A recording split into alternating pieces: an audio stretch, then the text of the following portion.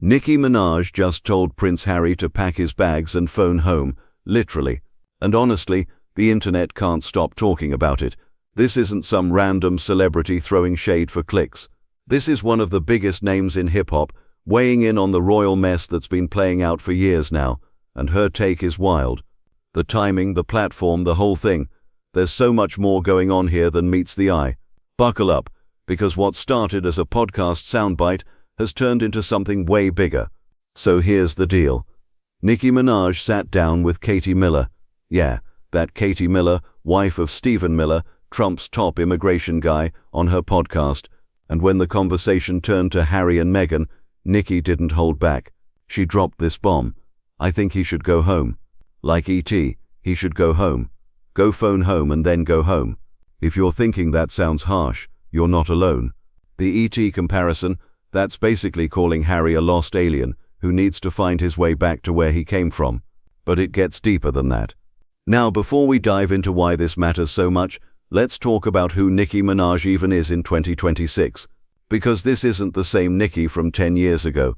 The Queens-born rapper who gave us super bass and dominated the charts has taken a pretty sharp political turn.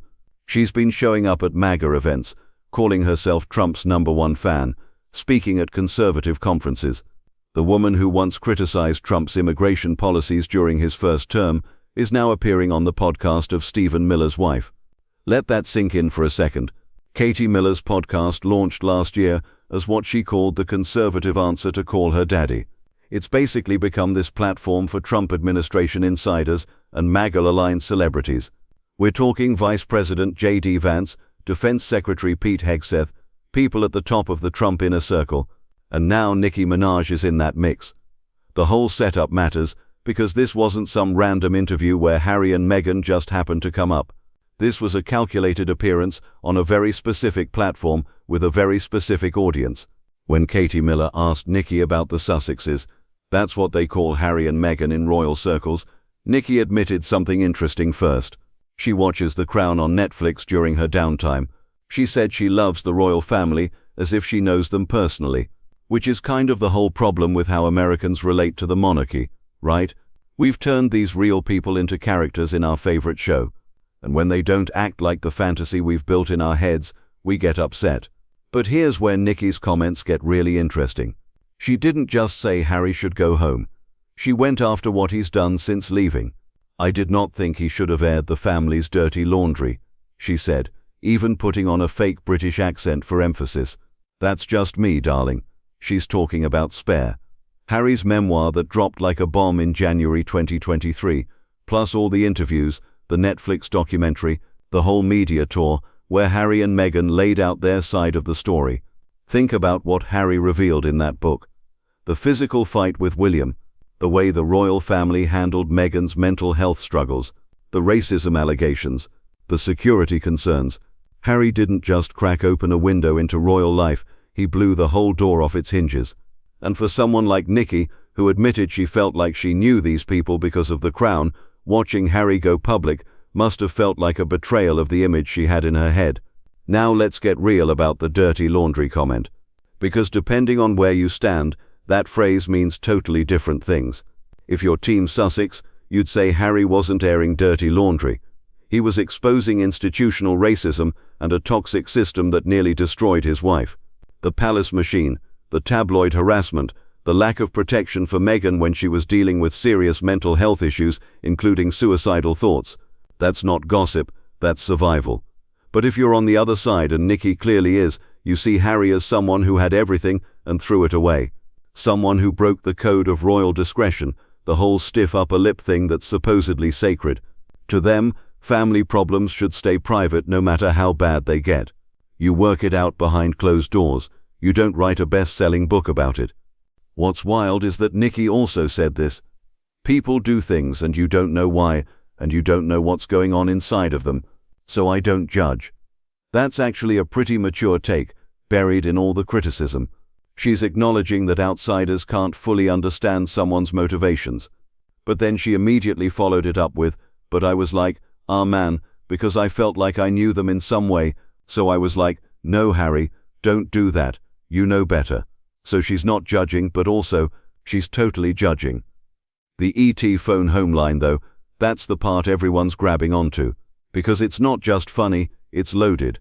ET the extraterrestrial is about a creature stranded far from home, trying desperately to get back. By using that reference, Nicki's implying Harry's lost, that California isn't where he belongs, that he's fundamentally out of place in America. It infantilizes him too, suggesting he needs to be rescued from his choices. And there's definitely an undercurrent of blaming Meghan for taking him away from his real home. This is where the conservative American narrative about Harry comes in. Because within MAGA circles, the same circles Nicki's now running in, there's this whole storyline about Harry being emasculated, controlled, led astray by his American wife. They paint Meghan as this calculating woman who swooped in, stole a prince, and turned him against his own family. It's the same old misogynistic playbook that's been used against women forever, especially women of color who marry into powerful families. The timing of all this is pretty fascinating too. Right now in early February 2026, there's a major security decision pending that could change everything for the Sussexes. Harry's been fighting for years to get taxpayer-funded armed protection when he visits the UK. He lost a High Court appeal back in May 2025, but he wrote to the Home Secretary in September asking for a review. And multiple reports are saying he's about to get his security reinstated. Why does that matter? Because Harry's been saying for years that he can't safely bring Meghan and the kids back to the UK without proper protection. Archie is 6 now, Lilibet is 4, and neither of them has been to Britain since the Queen's Platinum Jubilee in June 2022. If the security situation changes, there's talk that the whole family might come back for the Invictus Games countdown event in Birmingham this July. The Invictus Games, that's Harry's Paralympic-style competition for wounded military personnel. Birmingham is hosting the 2027 Games, and July 10th is the one-year countdown celebration. Harry's expected to attend, and if security gets approved, Meghan might join him.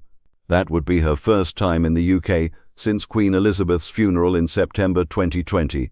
Remember what happened at the Jubilee? Meghan got booed on the steps of St. Paul's Cathedral. So yeah, there's good reason she might be hesitant to return. And this is where Nicki's comments land in a much bigger conversation about public opinion. Because here's the thing. British sentiment toward Meghan is rough. Like really rough. Recent polling showed 66% negative favorability rating. That's brutal. Meanwhile, Harry's numbers are better, but still not great. A lot of Brits want to see him back in the fold, but they don't necessarily want Meghan with him, which is its own kind of messed up when you think about it. American opinion has been shifting too. For a while after they moved to California, the Sussexes had pretty strong support in the States. But that's been eroding. Some of it's fatigue from all the media they've done. Some of it's the perception that they're cashing in on their royal status while also complaining about it. And some of it, let's be honest, is straight-up racism and misogyny that's gotten louder as the political climate's gotten more polarized. Which brings us back to why Nicki Minaj weighing in actually matters. She's not just any celebrity. She's got 43 years of life experience, decades in the industry, and now she's aligned herself with a political movement that's very specifically targeting certain narratives. When someone with her platform says Harry should go home, that's not just personal opinion. That's cultural validation for a whole set of beliefs about loyalty, family, and what it means to be American versus British. The conservative media machine has been all over this story. Express, GB News, Fox News, they're framing it as, even Hollywood turns on Harry. The narrative is that liberal celebrities used to support the Sussexes, but now even they're seeing the light. Never mind that Nicki's whole political stance has changed. The optics are being used to suggest this growing consensus that Harry made a mistake. On the flip side, pro-Sussex accounts and more progressive voices are pointing out what's really happening here. They're saying it's pretty convenient that a newly MAGA-aligned celebrity is suddenly parroting conservative talking points about the royal family on the podcast of a senior Trump advisor's wife. They're questioning why we're supposed to care what Nicki Minaj thinks about British royal affairs in the first place, and they're calling out the obvious political agenda behind amplifying these comments. Let's talk about Katie Miller's podcast for a second, because context matters. This isn't neutral territory. Katie Miller isn't just some podcaster. She's married to Stephen Miller, the guy who designed Trump's most controversial immigration policies, including family separation at the border. She worked in Trump's first administration. She worked for Mike Pence. She briefly worked for Elon Musk at Dodge. And now she's got this podcast that's basically a MAGA promotional vehicle. The American Beverage Association, the soda lobby, advertises on her show. That's while her podcast is supposedly aligned with the Make America Healthy Again movement that Robert F. Kennedy Jr. is pushing, which is anti-processed food and sugary drinks. The whole thing is a walking contradiction, but that's modern conservative media for you. It's less about actual beliefs and more about creating content that reinforces tribal identity. When Nicki Minaj appears on that platform and says what she said about Harry, it's not happening in a vacuum. It's part of this broader ecosystem where access to Trump world equals legitimacy in conservative spaces, which translates to attention and influence. Nicki's been making predictions about politics. She's been speaking at events with Trump. She's positioning herself as this new political voice. The royal family comments fit perfectly into that repositioning. Now here's what's really going on beneath all of this. The Sussex saga has become this massive cultural Rorschach test. What you think about Harry and Meghan says more about your own values and politics than it does about them. If you're conservative, especially if you're MAGA-aligned, you tend to see them as entitled, whiny, disrespectful of tradition and family. If you're more progressive, you see them as victims of institutional racism who had the courage to walk away from a toxic situation. Neither side is totally wrong, and neither side is totally right. The truth, as it usually is complicated. Harry and Meghan have legitimate grievances about how they were treated. The racism Meghan faced was real and documented. The mental health struggles were serious. The security concerns are valid given the threats they've received. But it's also true that they've made choices about how public to be with their grievances that not everyone agrees with. It's possible to understand why they did what they did, while also thinking maybe they didn't need to do quite so much of it. The dirty laundry question is especially thorny, because at what point does speaking your truth become airing dirty laundry? If your family or the institution you married into treats you terribly, do you owe them silence? Is protecting the family reputation more important than protecting your own mental health and safety? These aren't easy questions, and reasonable people can disagree. What frustrates me about takes like Nicki's is how certain they are. The confidence with which she says Harry should just go home, that he shouldn't have spoken out, that it's all so simple. It flattens all the complexity into this neat little package where tradition and family loyalty trump everything else. But whose tradition? And loyalty at what cost? Think about what Meghan went through. A biracial American woman marrying into arguably the most white, most British, most traditional institution in existence. The tabloids went after her from day one in ways they never went after Kate Middleton. They criticized her for holding her baby bump the same way Kate did. They called her controlling when she closed her own car door, something Kate also did without comment. The double standards were blatant.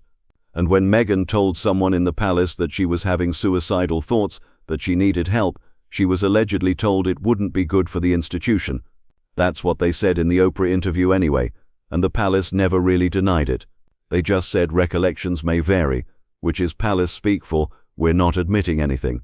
If that's true, if Meghan really was denied mental health support when she desperately needed it, then walking away wasn't airing dirty laundry. It was survival. But here's the thing. Even if you accept all of that, you can still question whether the media blitz afterward was necessary. The Oprah interview, okay, that makes sense. You want to tell your side of the story when you've been silent for years while the tabloids destroyed you.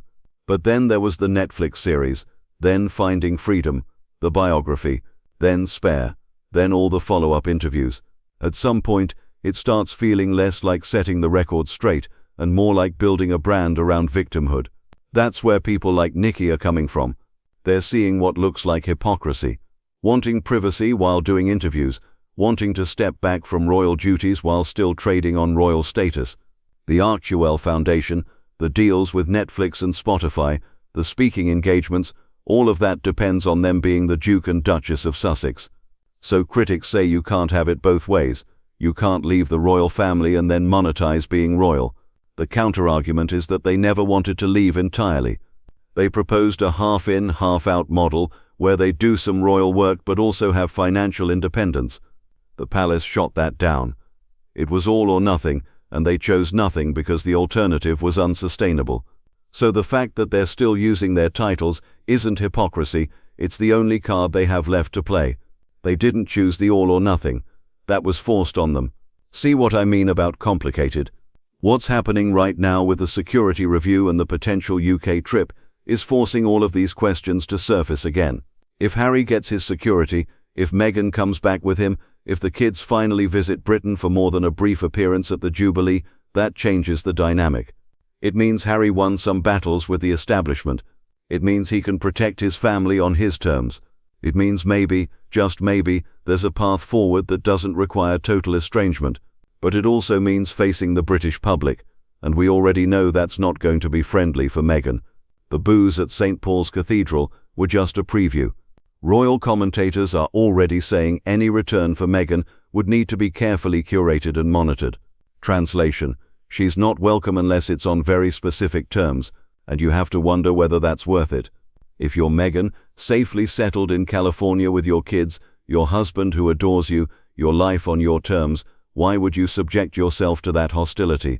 This is what makes Nicki's phone home comment so frustrating. It assumes home is this simple concept, like Harry can just snap his fingers and everything goes back to how it was. But home for Harry now includes Meghan and their children. His home is in Montecito, not Kensington Palace.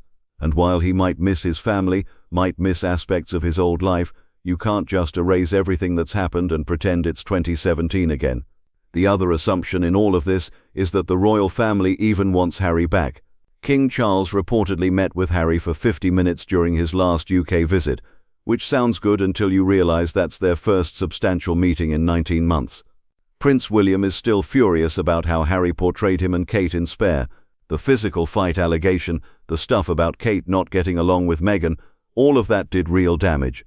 William's the future king, and right now he's not talking to his brother. So even if Harry wanted to just go home and make peace, even if Meghan was willing to eat humble pie as some commentators have put it, though honestly the idea that she needs to eat humble pie is kind of gross, it's not clear there's actually a home to return to. The relationships are broken. The trust is gone.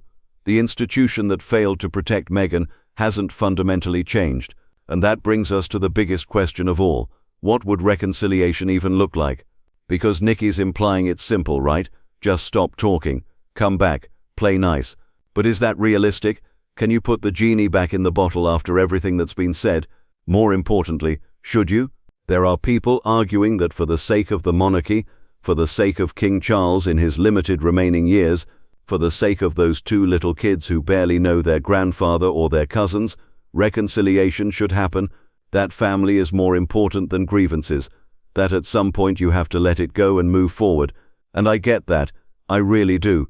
Family relationships are precious, and life is short, and holding grudges doesn't serve anyone. But there are also people saying that reconciliation without accountability is just enabling. That if the palace never acknowledges what went wrong, never takes responsibility for how Meghan was treated, never commits to doing better, then coming back is just volunteering for more of the same. That teaching your kids to accept mistreatment from family because family is actually terrible modeling. The security issue is wrapped up in all of this too. Harry's position is that he can't bring his family to the UK without protection because the threats are real and documented. He's pointed to specific incidents, including someone getting uncomfortably close to him during a recent London trip. But some commentators say the security thing is just an excuse, that the real reason Meghan doesn't come back is she knows the public reception would be awful. Honestly, it's probably both. The security concern is legitimate. Meghan has faced credible threats, but it's also true that even with all the security in the world, the emotional toll of visiting a place where you're not wanted, where people boo you on church steps, where the media you fought so hard to escape will be waiting to pick apart your every move, that's a lot. And maybe you just don't want to put yourself through that if you don't have to. What gets lost in all of this is the human element. These are real people, not characters in The Crown. Harry's a 41-year-old man who lost his mother when he was 12, who served his country in Afghanistan, who created the Invictus Games to help wounded veterans, who's trying to build a life with his wife and kids. Meghan's a 44-year-old woman who had a successful career before any of this, who's navigating being a biracial woman in spaces that weren't built for her. who's trying to protect her mental health and her children. And yeah, they've made millions of dollars from their royal adjacent status. They live in a mansion in one of the most expensive zip codes in America. They're not struggling. But money doesn't make you immune to pain, and privilege doesn't mean you can't also be genuinely suffering. Both things can be true at once. The reason the Nicki Minaj comments have blown up isn't because they're particularly insightful or original. It's because they represent this crystallization of a certain viewpoint at a moment when the whole situation might be shifting. If Harry gets his security, if the family does come back to the UK, if there's any movement toward reconciliation, comments like Nicki's are laying down a marker about what the public response will be. Conservative media is already using this as proof that the tide has turned against the Sussexes. Look, even Nicki Minaj, who's friends with everyone in Hollywood, thinks Harry screwed up. Never mind that Hollywood is way more complicated than that plenty of celebrities still support Harry and Meghan, that Nicki's not exactly speaking for all of America, let alone all of Hollywood. The narrative is being crafted, and these sound bites are the building blocks. On the Sussex side, there's probably radio silence. That's their standard move, and honestly, it's probably the smart play. Responding to every celebrity who has an opinion would be a full-time job. But you know people in their circle are taking note. They're watching which public figures line up where, which platforms are hostile, which battles are worth fighting. What happens next is anybody's guess. The security decision should come down soon. Reports say February is when we'll know. The Birmingham event is in July. Between now and then there will probably be more commentary, more hot takes, more people weighing in with their 2 cents about what Harry and Meghan should do. Some of it will be thoughtful, most of it will be reductive, all of it will tell us more about the people speaking than about the actual situation. One thing that's becoming clear, though, is that this story isn't wrapping up anytime soon. Every time it seems like maybe things are settling, something new happens. A lawsuit, a security decision, a celebrity weighing in, a potential visit. The Sussex saga has become this permanent fixture in the cultural conversation, this endless source of content and controversy and think pieces. And maybe that's the real problem. Maybe we're all so invested in our versions of this story, whether we're Team Sussex or Team Palace or somewhere in between, that we've stopped seeing the actual humans involved. Maybe Nicki Minaj feels a parasocial relationship with the royals because of the crown, and maybe that's true for millions of us. We've constructed these narratives in our heads, and when reality doesn't match, we get upset. The truth is, there are no good guys and bad guys here. There are just people making difficult choices in impossible situations, trying to protect what matters to them, while dealing with levels of scrutiny most of us can't imagine. Harry and Meghan chose to speak out, and that came with consequences. The royal family chose to stay silent on specifics, and that came with consequences too. Neither approach is objectively right or wrong. They're just different strategies for dealing with an unprecedented situation. What I find most interesting about all of this is how it's become this mirror for our own values and anxieties. Questions about family loyalty, institutional power, racism, mental health, tradition versus progress, privacy versus transparency, these are the issues we're all wrestling with in our own lives. The royal family drama is just this massive, glamorous, internationally publicized version of conflicts that play out in families everywhere. Should you stay in contact with family members who've hurt you? Should you air grievances publicly or keep them private? Should you protect institutions for the greater good, even when they fail individuals? Should you speak your truth, even if it damages relationships? These aren't royal questions, they're human questions. And we project our own answers onto Harry and Meghan, then get invested in being right. So when Nicki Minaj says Harry should phone home, what she's really saying is that she values family cohesion and institutional loyalty over individual grievance and public accountability. That's her value system, shaped by her experiences and her current political alignment. Other people have different value systems and will reach different conclusions. Neither is objectively correct, because these aren't math problems, they're moral questions with no clean answers. Here's what we know for sure. Harry's not going home in the way Nicki means it. He can't. Too much has happened. Too many words have been said. Too much trust has been broken. He might visit more, might rebuild some relationships, might find some middle ground.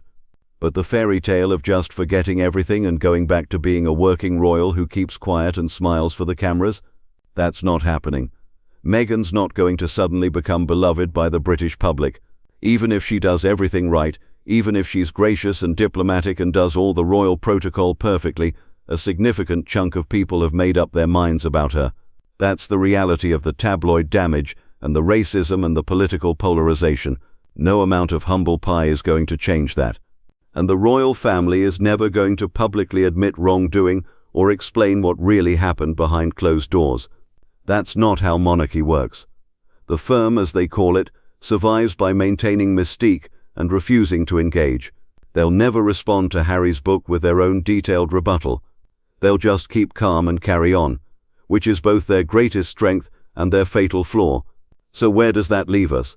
Probably right where we are now, in this weird limbo where Harry and Meghan live their lives in California, occasionally doing royal-adjacent work and media projects, while the UK moves forward without them.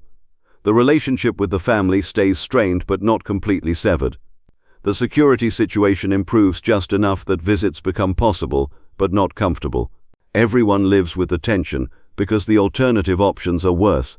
And people like NICKI Minaj will keep weighing in, keep offering opinions, keep treating this like a reality show they can comment on, because that's what the Sussex story has become in our culture: entertainment, content, a never-ending source of hot takes and think pieces and commentary.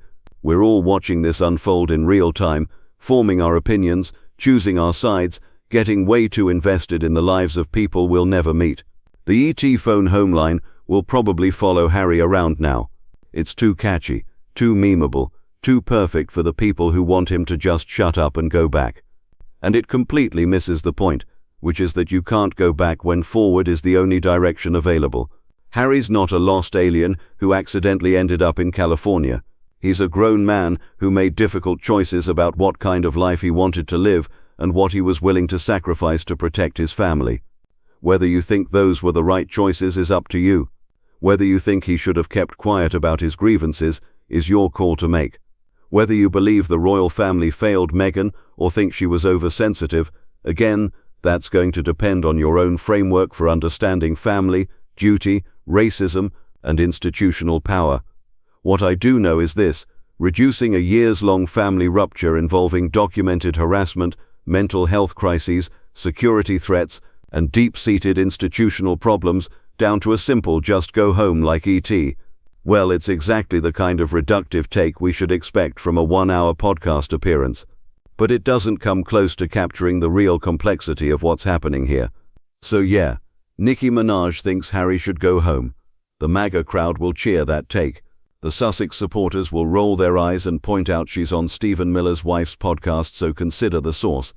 And Harry and Meghan will probably just keep living their lives in Montecito, occasionally venturing back to the UK when necessary, trying to navigate an impossible situation in the only way they know how. If you made it this far, drop a comment and tell me what you think. Do you agree with Nicki that Harry should just go back and make peace? Or do you think speaking out was the only option once things got as bad as they did? Is there any path to real reconciliation here, or is the damage permanent? I'm genuinely curious to hear different perspectives, because this is one of those situations where I keep going back and forth myself. And honestly, I think that's okay.